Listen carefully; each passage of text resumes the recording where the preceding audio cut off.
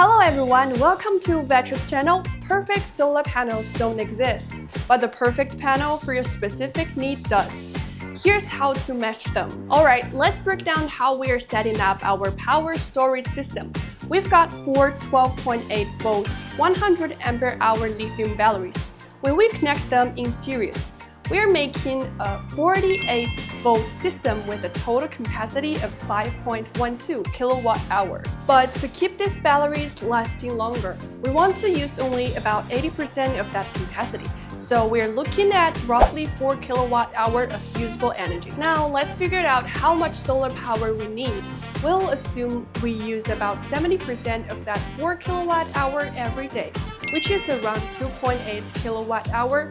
Let's say your location gets about 5 hours of good sunlight per day. To find out how many watts of solar power we need, we divide our daily use by the sun hours.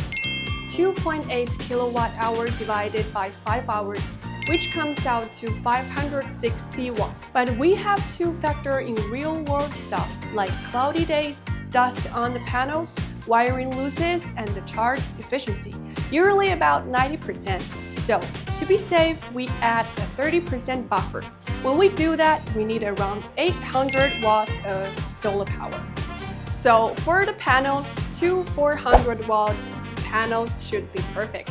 Each one typically gives us around 40 volt open circuit voltage. We'll wire them in series, which means their voltage adds up, so we get an array that operates at about 66 volts, which is great for charging our 48 volt battery bank.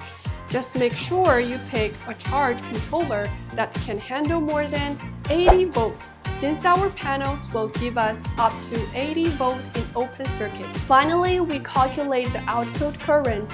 With an 800 watt solar array and an 48 volt system, you'll need a charge controller that can handle around 16.7 ampere. Finally, we calculate the output current with an 800 watt solar array and a 48 volt system.